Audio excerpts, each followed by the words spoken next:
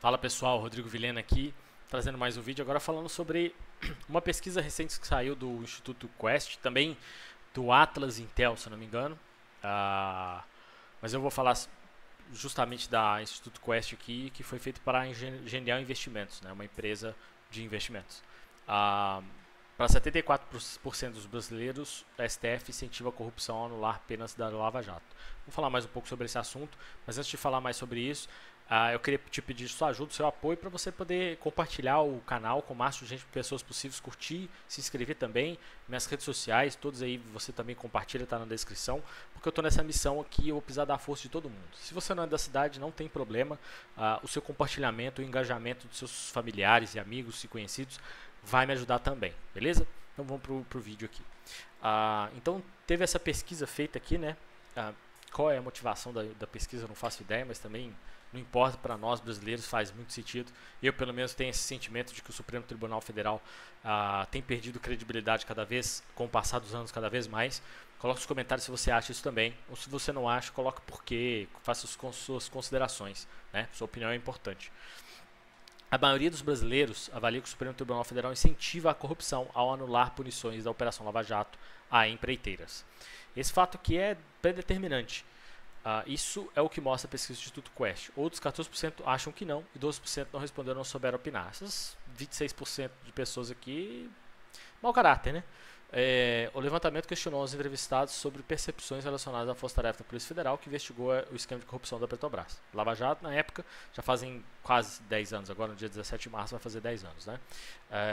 O cenário atual, decisões recentes do ministro do Supremo Tribunal suspenderam multas de acordo de leniência, anularam condenações e arquivaram inquéritos. Isso aqui é muito importante falar porque acordo de leniência,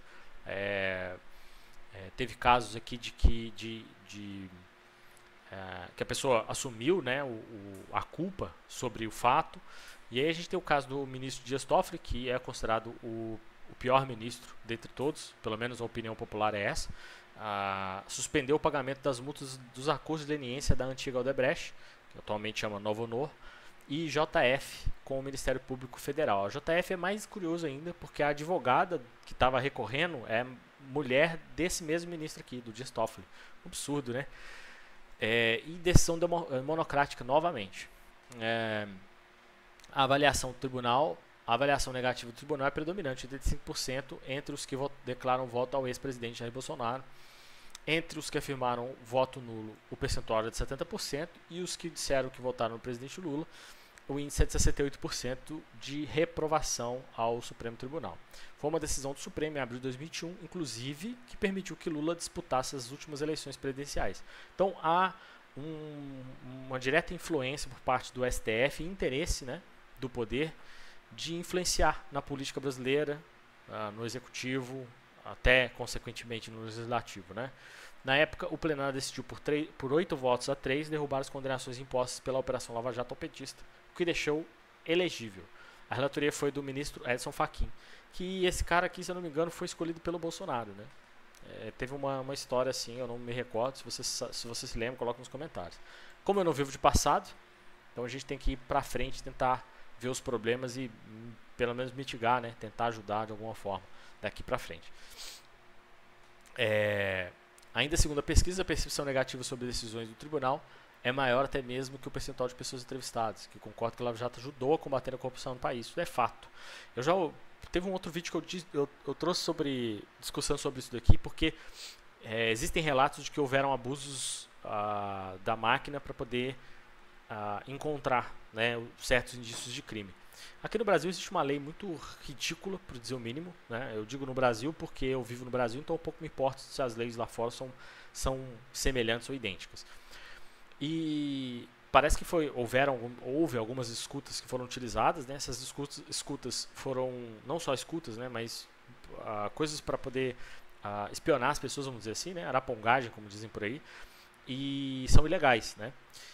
Porque é ilegal, você precisa ter uma licença jurídica, né? Um juiz tem que ter emitido um parecer judicial para poder tomar aquele tipo de investigação dessa forma. E parece que houve casos que não foi assim que ocorreu de forma arbitrária. E quem decidiu por isso tem que ser julgado e pronto. É contra a lei, certo? Certo. Mas se você descobre um crime, aquilo ali não pode deixar de ser uma prova de que há um crime de fato, né? E isso é muito importante.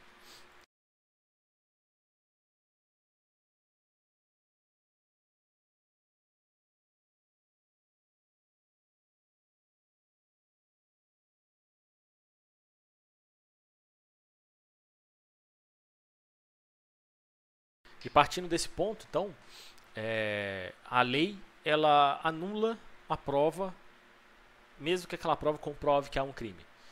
O que eu discordo completamente, eu já dei uma ideia aqui e vou repetir essa ideia sempre que eu tiver a oportunidade. Se foi utilizada uma escuta ilegal, uma arapongagem, um crime de espionagem, a pessoa que mandou, a pessoa que aplicou, tem que ser julgada e culpada. Ponto. É contra a lei. E que continue sendo contra a lei. Para não haver abuso nesse sentido. Por outro lado, não deveria ser feito uma vista grossa para um crime que foi identificado. Se existe aquela prova, por mais que ela tenha sido adquirida de forma ilegal, a prova corrobora para um crime, ela aponta para um crime. E aquele crime não pode ser ignorado, porque podem ser crimes sérios e esses crimes podem voltar a ocorrer por conta da complacência de quem está olhando para aquela prova e falando assim, ela é inválida porque ela não deveria ter sido feita, né? Então eu acho que deveria mudar esse aspecto da lei aí, porque eu não concordo. Que os dois lados sejam culpados, né? Se foi identificado um crime, aquele que cometeu o crime da arapongagem seja punido. E as pessoas que foram descobertas pelo crime da arapongagem, que sejam culpadas também, porque elas também cometeram um crime. Não deixa, o fato delas terem cometido o crime não deixa de existir, né? E a lei deveria prezar muito pelo fato. Corroborando para essa sensação de que o STF parece que ele tem demonstrado, né, esse incentivo à corrupção, mesmo que não intencional, né? É o que a gente, no final das contas, tem que acreditar mesmo. Dificilmente, né, mas a gente tem que acreditar ainda. Eu queria trazer aquele vídeo que não pode morrer sobre o Gilmar Mendes falando quem é que foi que colocou o Lula na presidência.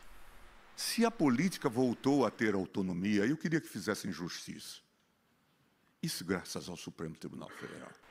A política ter autonomia graças ao Supremo. Então o Supremo intromete na política e a política ganha autonomia. Como isso? Sendo que o judiciário não deveria ser responsável por intrometer-se na política e garantir qualquer coisa que ele ache que deva ser garantido por eles, né? Então, vamos ver, tem mais, não é só isso não. Se hoje nós temos a eleição do presidente Lula, isso se deveu a uma decisão do Supremo Tribunal Federal. É preciso reconhecer isso. Isso cabe à decisão do Supremo Tribunal Federal. Ele diz bem claramente. E os baba-ovo começam a bater palma e tudo mais.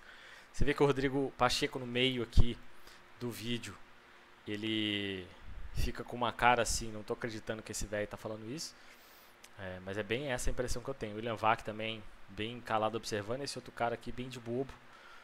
O Bruno Dantas, olhando aqui, batendo palma, meio sem graça também. Bom, a pesquisa ouviu 2.000 pessoas e tal. Então a gente tem essa questão aqui de desgaste, né? Já tem alguns anos já. E isso aqui é muito sério, porque a Lava Jato era um símbolo de combate à corrupção, né? De novo, se houveram abusos, esses abusos precisam ser julgados, investigados e julgados, né? Os culpados devidamente imputados o crime, né? Devidamente lá, condenados.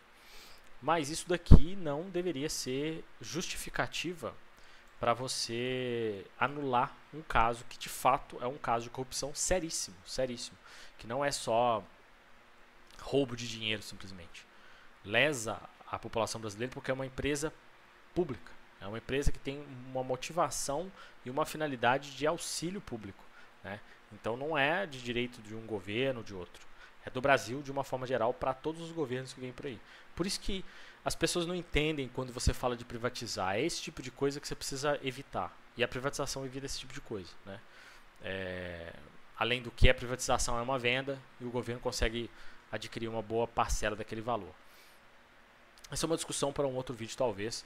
Mas para esse vídeo é isso. Meu nome é Rodrigo Vilhena. Já sabe, se inscreva no canal, me dá aquela força e curte política já sabe, compartilha também com todos os seus amigos. E aí é isso, tamo junto, até a próxima.